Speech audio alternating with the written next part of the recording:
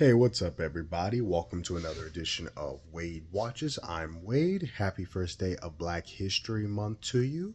And on that same note, as I announced, I'm going to be doing my Black Movies Matter series all February long, and I'm starting that off with 2015's Straight Outta Compton, directed by F. Gary Gray and starring O'Shea Jackson Jr. playing his father, Corey Hawkins, Jason Mitchell, and Paul Giamatti.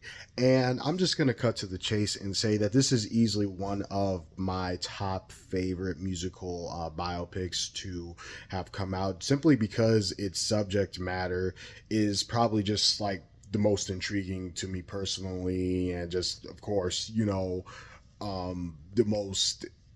the most meaningful to me personally as a black man. So I'm not gonna say I'm like the biggest fan of a lot of the lyrics of like gangster rap songs and rap songs. I'm not a fan of, I don't like the misogyny. I don't like the talk of like, black on black violence and all that stuff. But what I do respect and admire about NWA in particular are songs like Fuck the Police and Straight Outta Compton, where you're telling the ugly truth for what it is, and you're basing it on the harsh realities that you deal with. As Ice Cube himself says in this movie, our art is a reflection of our reality. And as they also say in this movie, if you don't like it, fuck you,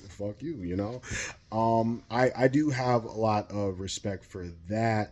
And I just enjoyed this story of like how controversial and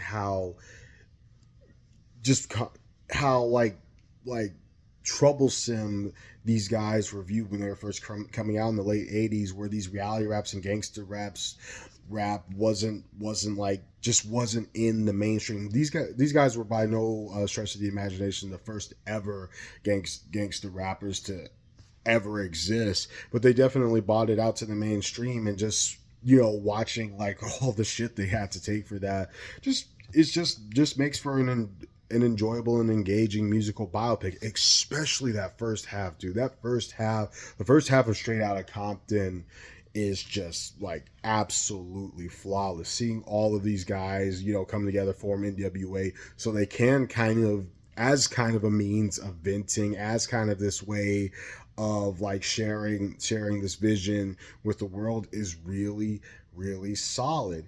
And my favorite scene in that first half is the scene where, of course, the cops, harass the group when they're working on their album, and pretty much humiliate them for the sake of humiliating them. That scene like always makes my blood boil every time I watch it. Just like, fuck you guys, fuck some of you guys, and fuck you for how you simply harass us because of the color of our skin, and you thinking that we all have gang ties and we all sell drugs. Fuck you.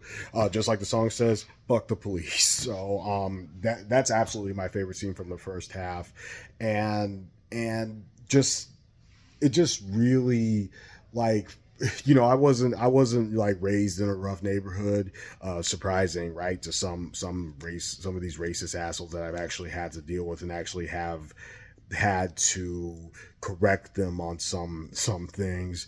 But I can definitely relate to racial discrimination, which I have faced in my life. Thankfully, not on the same level as these guys. Like, always, like, you could just be walking home and LAPD, slams you on the top of the hood of the car. I've never faced that, but I've had the police called on me by an old white woman for doing my job when I had a door-to-door canvassing job. So that anger, that raw like desire to just go out there and just say fuck you to everybody, I can relate to that. And that's probably why I have a lot of love for this movie. So yeah, I really love the first half of Straight Outta Compton. However, as rewatchable as of a film as this is for me, and I do like watch it regularly. I'm not just doing it for, well, I'm doing this review for Black History Month, but I will pop in Straight Outta Compton just about any time during any time of the year. I still have to admit that second half is just a bit weaker than the first half, simply by default, I would say, because there's still a lot of effort put into the second half of this movie. Kind of after like the formation of the group and things, riffs begin to form. Everyone's still bringing their A game. This movie has a solid cast.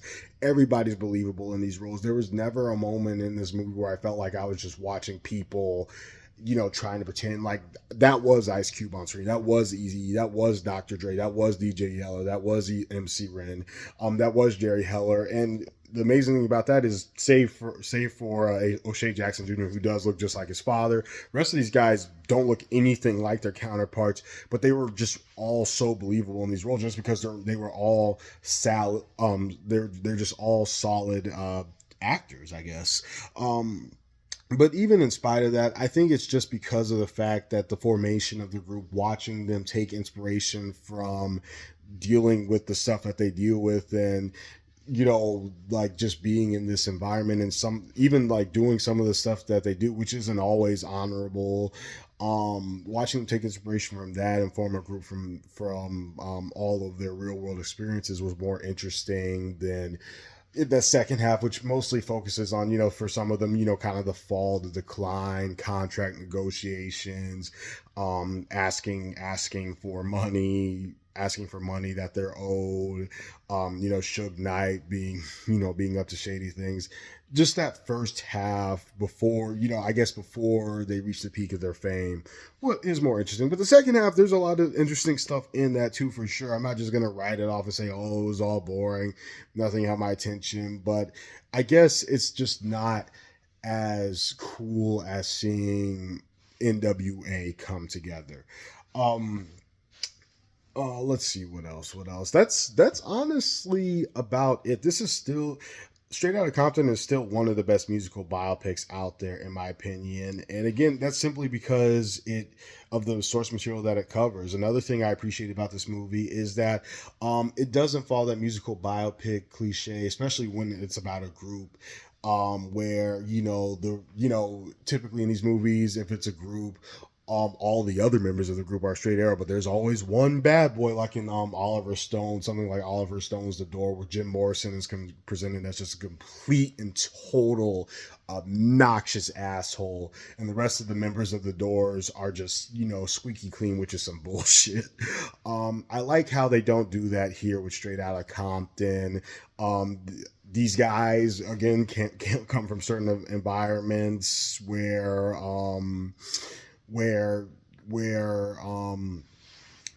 diplomacy, good manner, having decent manners, having respect isn't always encouraged and isn't always taught.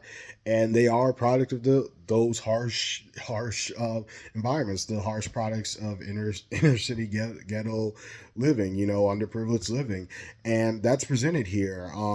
Their triumphs are presented, as well as some of their flaws and shortcomings. Definitely not all of them, because some of the producers on this movie are the artists themselves presented here, as well as the relatives of the artists, so they're not going to show everything, but I think they showed just enough to kind of paint and somewhat of a brutally honest picture of who these guys really were, and I respect them for that. So wrapping it up, I'm going to give Straight Outta Compton I'm going to go high and give it a 9 out of 10, despite that second half just not doing it as much for me as that first half did, with just watching them come together, watching the poet Ice Cube, the mascot Eazy-E, and the audiophile Dr. Dre coming together along with MC Ren and DJ Yella. Despite that, the movie overall is still really, really entertaining. It's a pleasure to watch.